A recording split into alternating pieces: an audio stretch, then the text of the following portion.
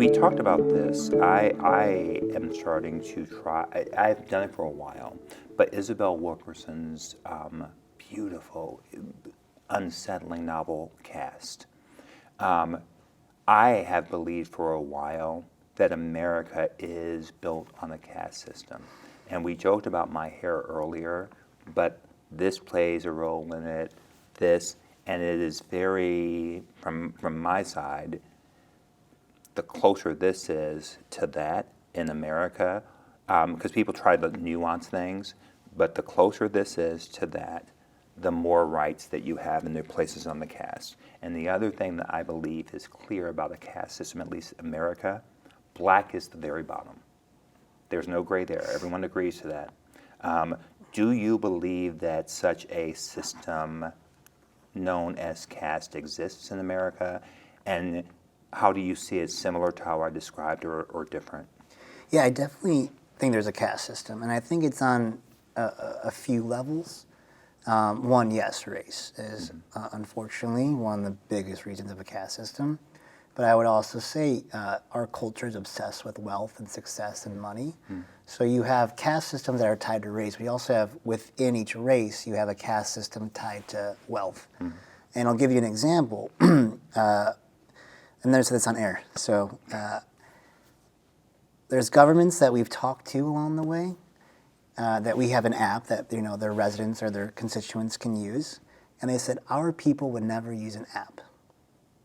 And I was like, are you speaking for all 20,000, 50,000 people just like that? Oh, they would never use an app like this. I was like, maybe some pop, like I understand that, but everyone? And I've heard that from at least two different government systems, like the senior leadership there. And that to me is also a caste system.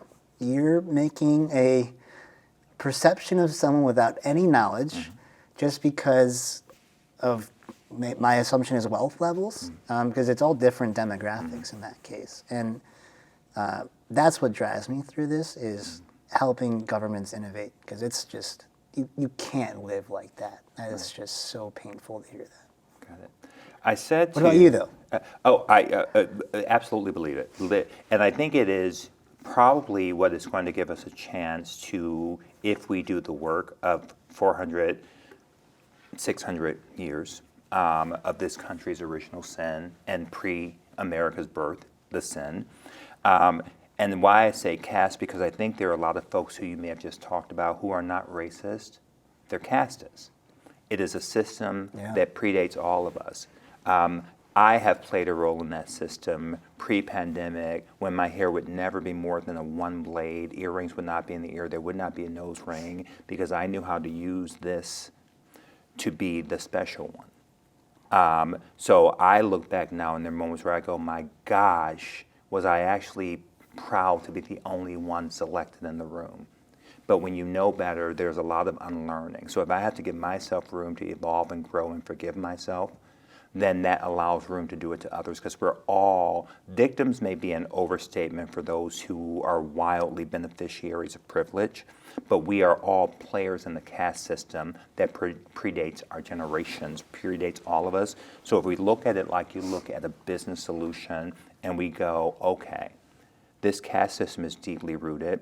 If we were to look at a business issue or to do an org change or change management, we take the personal out and we look at structures and systems and how that impacts the people who engage and touch those structures and systems. So it is very easy for me now to say to folks, we all have work to do. I'm not calling you a racist, but we are all in a system, and we're all playing a role in that system. So to sit here, which is one of the things I asked you, and you were brilliant, your privilege is not a question.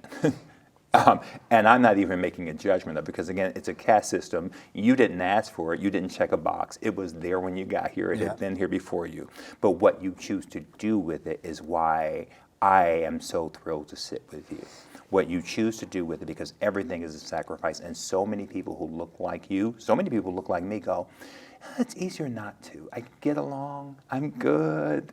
So those who step out, who do something, we need to honor and support each other and hold each other tight, because when change comes, people who fear they're going to lose something that was never really theirs in the first place, it becomes serious. So it is important that we shine as much light and give each other as much support and hold each other up. That's the only chance we have to go 50%. What I'm rooting for, that we start addressing issues of anti-blackness, misogyny, xenophobia, homophobia, elitism.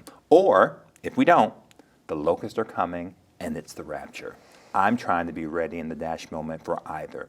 But I know every day you've got to be doing something. There's no staying on the sidelines. Everybody has to get in the arena. So that's why when you and I first spoke, I was like, okay, you're not just saying, you're doing it. And just this conversation shows there are sacrifices. I'm losing friends every day, and that's okay. Yeah.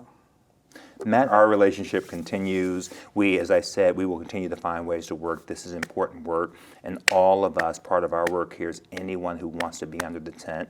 We want to share space and do it. We can look alike or look different, but it matters more than ever right now. So with that, you all may begin applauding gently and softly for us.